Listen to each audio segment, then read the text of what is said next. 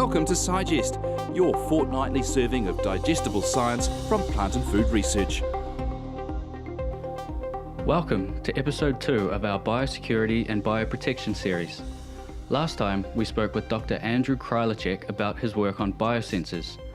We discussed his research on detecting biosignatures which can help with things like border control and medical diagnostics. That work involved using receptors from insects to detect things like plant pathogens. Today, we'll look at what happens between plant crops and plant pathogens once they do come into contact. To help us with this is Dr. Jo Bowen, leader of the host microbe interaction team at Plant and Food Research. Thanks for joining us today, Jo. Hi. Maybe we could start with just by asking how you ended up in this area of research to get a bit of background on how you ended up in host microbe area. I suppose we're going back a while now, but I really liked biology at school, so I went to do my bachelor's, and I initially wanted to do animal physiology and marine biology. And year 2 animal physiology put me off that completely. Right. And at school we'd never done much microbial work or plant work, but we had a lot of that at university, and so I just got more gradually into that. Really started liking mycology, the study of fungi. So I specialised that in my third year, and then I decided I wanted to do a PhD. And the majority of my PhD was actually more applied to plant pathology, so plant genetics and sort of field trials, analysis of populations of fungi. And during my PhD, the lovely thing that you can do is you share your research and you listen to other people talking. And there was a strong molecular plant pathology lab at the university where I was at, which is University of East Anglia in the UK. And they were talking about cloning genes and running DNA on gels, which I'd never done anything of. And I thought, wow, that's really cool. I want to do that. Right, yeah. So that's how I got into it, really. Yeah. Awesome. So, and then you came back to New Zealand after your PhD? I'm actually British. So I grew up in the UK, did my bachelor's and PhD there, and then there was an opportunity to do a postdoc in New Zealand. And whilst I was doing my PhD, I was working for one of the researchers at University of East Anglia, Dr. John Turner, and he'd done a sabbatical here when it wasn't plant and food research. It was, I think it was when it was the DSIR back in the old days. And he said, contact a few people out at Mount Albert. And I did. And they said, we've got some money. Do you want to do some work on this project? So, yes, that's how I got into it. Right. And then, so what is it that sort of New Zealand battles with the most as far as microbes affecting plant crops here? In terms of plant crops, things that we're, I suppose, particularly interested in are the major plant crops. So we're interested in apple and kiwi fruit. And for apple, those are fungal pathogens at the moment. And in terms of kiwi fruit, those are bacteria. It's a bacterial pathogen that causes, that's PSA, causes a bacterial canker. In terms of non-sort of horticultural plants, though, something that's been in the news recently is myrtle rust, which has come in from, supposedly blown in from Australia, so the spores are very mobile. So that's a worry. And also there's the cowrie dieback, which also is in people's minds, and that's a worry. Is that bacterial or viral or what's? That's actually caused by an oomycete. Oh, right, fungi as well. No, it's not a fungus. Okay, no. Right. So it used to be a fungus. So when I did my bachelor's, the oomycetes were classified as fungi because they look like a fungus. They've got hyphae and spores. Right. But they're actually more closely related to algae. Oh, interesting. Yeah, I had no idea. Yeah. So it sounds like we're up against bacterial and fungal and viral and things. Yes. Across a range of crops. So do you focus on a particular one of those in your research? I focus on fungi, and in particular on apple. There is also a fungus that may be a problem in kiwi fruit. It's a problem in Brazil, but we don't have the isolates that cause the disease on kiwi fruit in New Zealand. So we want to keep those out, obviously. Yeah. So for apple, when the fungus comes into contact with an apple tree, there must be a lot of interesting things that go on. So how does that sort of happen? How does an infection occur? Okay, so we're looking at molecular level. So there's a lot of sort of crosstalk between the pathogen and the host. And the easiest way to explain it is to just take a wee step back and think about how the pathogen and the host have evolved together. So the interaction can actually be seen as an arms race. So the pathogen can produce, say, for example, a weapon, and then the pressure will then be on the plant to either overcome that weapon or to maybe set up a surveillance system to try and see when it's in danger. And then if that's successful, then the pathogen will then try and get around that surveillance system. So what we now think happens is if there's a sort of prototype microbe that lands on a plant, that microbe may be a pathogen, but it may not be a pathogen. But the plant wants to know whether it's got anything that might be a problem. So plants have evolved pattern recognition receptors, and they're on the surface of plant cells. And they recognise patterns, obviously, but they're very widely distributed signature molecules that are present in a very wide range of microbes, not just pathogens, but microbes in general. So it'll pick up friendly ones as well as ones that are trying to infect. But it will set off quite a low-level defence response. So it can detect things like signatures of pathogen cell walls. So it's that sort of level of specificity. So what the pathogen then wants to do is overcome that very low level of resistance. So most pathogens produce what are called effectors, and they're normally small proteins which are secreted from the pathogen. A lot of them actually then get taken up by plant cells. In some systems, we don't know how they're taken up, but they have specific targets in the plant cell. And sometimes they can actually go into the nucleus and they can turn off the gene expression in the plant cell, so they can turn off that low-level resistance response. So it's essentially hiding itself. It is, so it can't be detected. Right. And then there's another layer of surveillance on top of that. So instead of just using the pattern recognition receptors, the plant then evolves resistance genes. So these are the ones we talk about when we talk about breeding for resistance in a plant. So the resistance genes recognise those intracellular effectors, so those effectors that have gone inside the plant cell. And they're very specific. So these effectors are very specific to a particular pathogen, so they're not widely conserved. And the resistance gene recognises that effectors, that's the surveillance system again, knows that there's something that's actually quite a problem happening, so it thinks it's definitely under attack, so it then initiates a much higher level of defence response in response to that effector recognition. And we're interested in particular, on the pathogen side, we're interested in effectors. And the reason we're interested in effectors is that some of those effectors will be absolutely essential for that pathogen to be able to cause disease, and others not so much.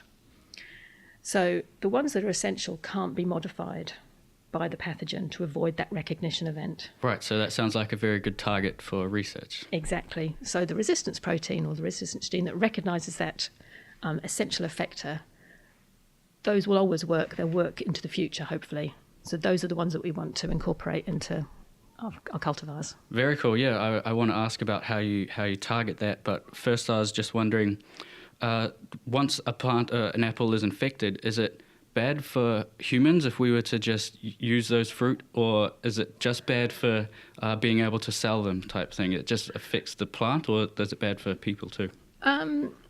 It's mostly bad for marketing. People have become fussy, I suppose, in the supermarket. They don't want to buy an apple that's got lesions on it. So one of the diseases we work on, apple scab, it doesn't normally kill the tree. It can affect production levels, but it's mostly cosmetic. Right. Yeah. Another fungus that we're interested that also causes disease on apple trees, that can kill the tree, so that's European canker. Yes, that's much more damaging to the actual plant itself. Yeah, so what kind of losses is suffered when canker is not controlled? In terms of losses, often you can lose trees in the nursery, but also trees when you've planted them out. The major way of controlling it is actually walking through and cutting out trees. So you're basically losing productivity over time with that. In terms of apple scab, which is the more cosmetic, the major cost of that is fungicide application throughout the season. So to control apple scab, often you'll put 15 to 20 fungicide sprays throughout the season on apples. So that's the major cost for that. I'm sorry, I don't have numbers. Right, yeah. That's interesting because in one case you have to physically remove the tree, and then in the other case you have to apply some sort of chemical to control it. Yeah. And then so with your work, you're trying to do it at the genetic level with affecting the effector proteins and the resistance proteins. So how do you target that part of the pathogen? One way is to use the information to know which is a critical effector. So that would be then finding a resistance protein in the plant that recognises that effector, and then using that you can use conventional breeding to introduce that. One way what we can do maybe going forward now is that we can actually produce designer resistance genes, designer resistance proteins. If we know that the effector, if we know what the effector targets in the host plant cell, can we use that as bait, essentially? So resistance proteins are normally modular, so they have one module that is the recognition end of the protein, and one module which is the signal transduction, which then, when the recognition occurs, the second module then transduces that signal to initiate a resistance response. So if we can identify the target, can we use that as the recognition module and link that up to a already known signal transduction module, just in case we don't have a resistance protein in the germplasm that actually recognises those essential effectors? Can we essentially make one? Right, so the resistance protein within the germplasm, that's just something that plants evolve by themselves, and you can utilise that. Yes. Whereas with this new type of technology, you might be able to supply that for the plant. Yes. To become resistant to whatever pathogen. So use the effector target as basically like you're fishing. So you're inside the cell. You're mopping up any effectors that are coming in. So they're not going to their true target. They're going to go to a decoy target, which is then linked to a signal transduction module, which then initiates a resistance response. Wow, it's a very complicated interaction there. Yeah. So that sounds like it's looking at strengthening and fortifying the plant. Is there any approaches around that are looking at trying to just destroy or limit the bacteria and just the way it multiplies or spreads or something like that? Yeah, we can also use effector... Or fungi, sorry. Yeah, we can also use effector research with some novel technology that's just been published this year. So there was some really nice work done on Botrytis, which is another fungus that affects, especially in New Zealand, it affects grape. And what they were doing was they were utilising the silencing mechanism of the fungus against itself. So basically the silencing machinery inside a fungus is an antiviral mechanism. So what happens when a virus infects any cell is that it doesn't have the machinery to make its own proteins, so it hijacks the host cells to make the proteins. So it introduces its own genetic material inside the host plant cell and then uses that to make its proteins. But to counteract that, the plant uses that genetic material from the virus as a template to look for similar or exactly the same sequence of genetic material. And when it finds that, it destroys it. So it's an immune system within the cell for viral attack? Yes.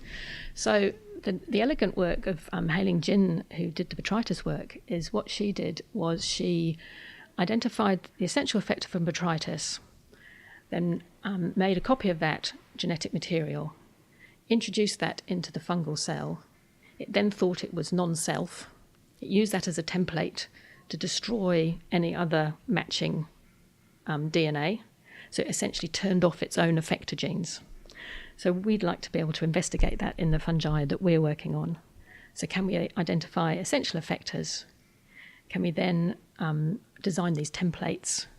And then can we introduce them back into the fungus? And the way they introduced it in Botrytis was they just sprayed the genetic material. So they made double-stranded RNA, which is non-self, and they sprayed that. It got taken up by the fungi, and it turned off those effector genes in Botrytis.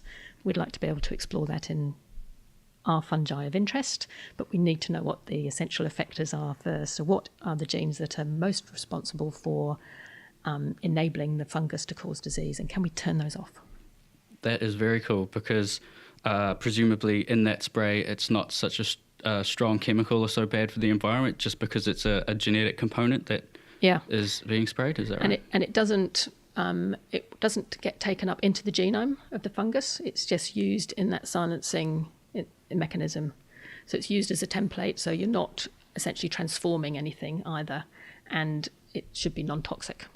Very, very cool.